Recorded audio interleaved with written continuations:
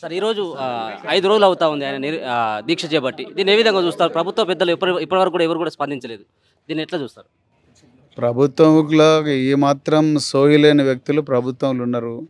ఇలా ఈ బిడ్డలు లేకపోతే కాంగ్రెస్ అధికారంలోకి వచ్చిన ఇలా 2023లో 6 నెలల ముంగటనే ఈ పిల్లలందరూ కూడా ఆనాడు టీఎస్పీఎస్సీలో జరిగిన లీక్కు వ్యతిరేకంగా ఇంకా నిరుద్యోగులకు ఇబ్బంది అయిందని చెప్పేసి ఆ రోజు రోడ్డు ఎక్కితే కాంగ్రెస్ కుట్రపూరితంగా వీళ్ళందరికీ కూడా బస్సులు పెట్టించి ఆ బస్సులలో వాళ్ళ పార్టీ ప్రచారం కోసం ఈ పిల్లల్ని వాడుకొని అధికారంలోకి వచ్చిన మరుసటి రోజు నుంచే వీళ్ళ నోట్ల మట్టి కొట్టిండ్రు.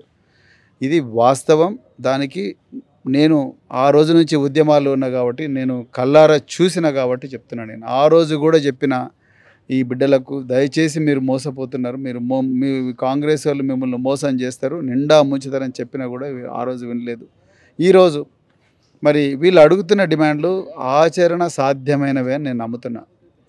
ఆ డిమాండ్లను పరిష్కరించాలని చెప్పేసి ఈరోజు మోతీలాల్ నాయక్ అనే ఒక ఉస్మాన్ యూనివర్సిటీ సీనియర్ విద్యార్థి జర్నలిజం పీజీ స్టూడెంటు ఇలా ఆమరణ నిరాహార దీక్ష చేస్తున్నాడు. నిజానికి వీళ్ళు అడుగుతున్నది ఏంది? ప్రభుత్వం చెప్పింది ఏంది? వీళ్ళు అడుగుతుంది ఏంది? ప్రభుత్వము 2 లక్షల ఉద్యోగాలు ఇస్తున్నది. 2 లక్షల ఉద్యోగాల్లో ఇప్పటి వరకు కేవలం 6,063,000 ఉద్యోగాలు ఇచ్చి మాత్రమే చేతులు దులుపుకుంటారు. మిగతావన్నీ కూడా గత సంవత్సరం మా ప్రభుత్వం ఇచ్చిన ఉద్యోగాలే తప్ప వేరే ఉద్యోగాలు కాదు. ఇంకా రెండవది వీళ్ళు ఏం అడుగుతున్నారు? పోస్టుల సంఖ్య పెంచమంటున్నారు. Group 2, group 3. నిజానికి ప్రభుత్వం దగ్గర స్పష్టమైన లెక్కలు ఉన్నాయి. ఆ లెక్కలతోని పోస్టులు ఇంక్రీజ్ చేయవచ్చు. ఇవాళ ప్రభుత్వం ఏం చెప్తుంది? పాలనాపరమైన ఇబ్బందులు ఉన్నాయి, ఇన్ఫర్మేషన్ రావాలంటే టైం పడుతుంది, న్యాయపరమైన సమస్యలు వస్తుంటే ఎవరి చెవిలో పూలు పెడుతున్నారండి రేవంత్ రెడ్డి గారు, మీ అధికారులు, మీరు అందరు కూడా ఎవరి చెవిలో పూలు పెడుతున్నారు? మర్రి చెన్నారెడ్డి హ్యూమన్ రిసోర్స్ డెవలప్మెంట్లో గత 3 సంవత్సరాలుగా సీరియస్ ఎక్సర్సైజ్ జరిగి రాష్ట్రంలో ఎన్ని వేకెన్సీలు ఉన్నాయన్నది చాలా క్లియర్గా బయటకు వచ్చింది. ఆనాడు నేను ప్రభుత్వంలో ఉన్నప్పుడు ఇదే మర్రి చెన్నారెడ్డి హ్యూమన్ రిసోర్స్ డెవలప్మెంట్లో జరిగిన సిరీస్ ఆఫ్ మీటింగ్స్లో నేను కూడా పాల్గొన్నా. మీ జనరల్ అడ్మినిస్ట్రేషన్ డిపార్ట్మెంట్ దగ్గర పక్కా లెక్కలు ఉన్నాయి. ఆ లెక్కలు తీసి చూపించండి నిరుద్యోగ బిడ్డలకు. మీరు 2 నిమిషాలు చీఫ్ సెక్రటరీ గారికి, జిఏడి ప్రిన్సిపల్ సెక్రటరీకి ఇద్దరు పిలిపించి మీరు ఏం చేస్తారో తెలియదు, నాకు ఈ పోస్టులు పెంచాలంటే తప్పకుండా పెంచుతారు. ఉన్నాయాడ పోస్టులు మీరు కావాలని కుట్రపూరితంగా ఆపుతున్నారు. ఇది చాలా క్లియర్గా గ్రూప్ 2, గ్రూప్ 3 పోస్టులు పెంచాలి. అదేవిధంగా డిఎస్సి మీరు ఆ రోజు రేవంత్ రెడ్డి గారు గత టీఆర్ఎస్ ప్రభుత్వం 5,000 పోస్టులు వేస్తే మీరే అన్నారు ఇది మెగా డిఎస్సి కాదు దగా డిఎస్సి అన్నారు.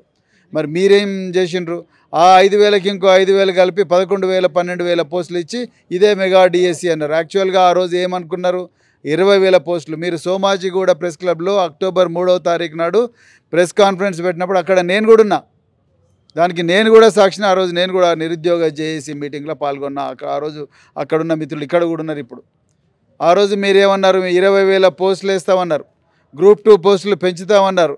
మరి ఇక్కడ మీరు అధికారంలోకి రాగానే ఇలా మీరు 12,000 పోస్టులు ఇచ్చేసి చేతులు దులుపుకున్నారు. మరి ఇంకా మిగతా 8,000 పోస్టుల సంగతి ఏంది? దాని గురించి ఎవరు మాట్లాడతలేరు. టెట్ ఇంకా నార్మలైజ్ కాలే, దాని గురించి ఎవరు మాట్లాడతలేరు. డిఎస్సి పోస్టులే కాదు, డిఎస్సి పోస్ట్పోన్ చేయమని అడుగుతున్నారు. దాని గురించి ఎవరు మాట్లాడతలేరు. మీరు ఇంతకుముందే ఒక నిరుద్యోగ మిత్రుడు చెప్తున్నాడు, జీవన్ రెడ్డి అలగంగానే 5 మంది మినిస్టర్లు పోయినరు. ఇక్కడ ఆమరణ నిరాహార దీక్ష చేస్తున్నాడు ఒక విద్యార్థి. ఆయన ఇంటి ఆస్తుల కోసం చేస్తలేడు, మీ అధికార పీఠం గుంజుకుంటామని చేస్తలేడు. ఆయన మాకు పోస్టులు పెంచండి బాబు అని అడుగుతున్నాడు. దానికి కూడా మీరెవరు స్పందిస్తలేరు. మరి మీరు దేనికి స్పందిస్తారు? ఎప్పుడు స్పందిస్తారు? దీని మీద ఎక్కడ కూడా సమాచారం లేదు. మీరు రాబోయే రోజుల్లో తెలంగాణ నిరుద్యోగ బిడ్డలు మీకు సరి అయిన గుణపాఠం నేర్పుతారు. మీరు కళ్ళు తెరవకపోతే మాత్రం అర్జెంటుగా మీరు మీ మినిస్టర్లను ఇక్కడ పంపించి ఏదో హాస్పిటల్ వచ్చి మీరు చూసుకుంటారు, నిరుద్యోగులు మేము మస్తు మంది చూసినాం అంటే నడవదు రేవంత్ రెడ్డి గారు. పాత రోజులు. ఇప్పుడు పక్కా నిరుద్యోగ బిడ్డలు మొత్తం రాష్ట్రంలో ఉండే అన్ని ప్రతిపక్ష పార్టీలు అందరూ కూడా ఈ బిడ్డల వెనక నిలబడతారు. మీరు ఏమనుకుంటున్నారు? మీరు నిరుద్యోగులు అంటే గౌరవించండి. ఎందుకంటే వాళ్ళు ఆ రోజు ఉద్యమించకపోతే మీరు లేరియాల అధికార పీఠంలో. మీరు గురుకుల పోస్టులు ఏం చేసిండ్రు? మీరు గురుకుల పోస్టులు 3,000 బ్యాక్లాగులు వచ్చినట్టు చూసిండ్రు. ఆ రోజు నెత్తి నోరు కొట్టుకున్నాం. ఆ రోజు మిమ్మల్ని మీ పాదాలను కడుగుతామయ్యా బాబు అని చెప్పి నిరుద్యోగ పిల్లలందరూ కూడా మొత్తుకున్నారు.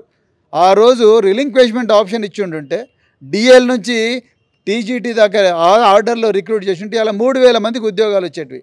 ఇలా వాళ్ళు ఏమైనారు అమ్మాయిలందరూ వాళ్ళు మీ ఇంటి ముంగట వచ్చి జోలె పట్టుకొని అడుక్కుంటున్నారు, కొంగు పట్టి అడుక్కుంటున్నారు.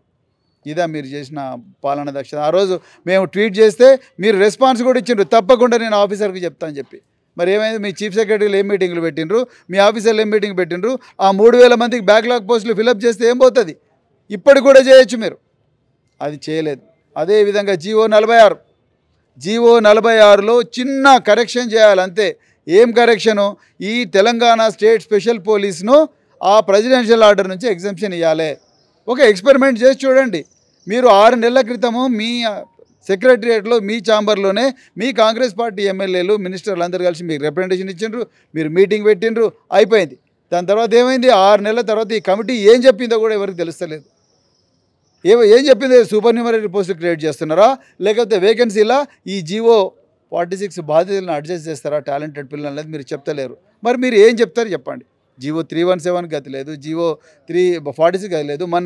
మొన్న కొత్తగా రిక్రూట్ అయిన వాళ్ళకి ఇప్పటివరకు జీతాలు రాలేదని వాళ్ళు ఏడుస్తున్నారు నర్సులు. మరి ఏది చక్కగా చేసిండు మీరు? 1:10 అని మీ మళ్ళీ బట్టి విక్రమార్క గారే అసెంబ్లీలో మళ్ళీ చెప్పిండు 1:10 పెట్టా, 1:100 పెట్టాలని చెప్పి. మరి 1:100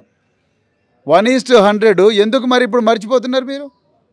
1:15 ఎందుకు కూర్చున్నారు? 1:100 ఆంధ్రప్రదేశ్ చేసింది కదా.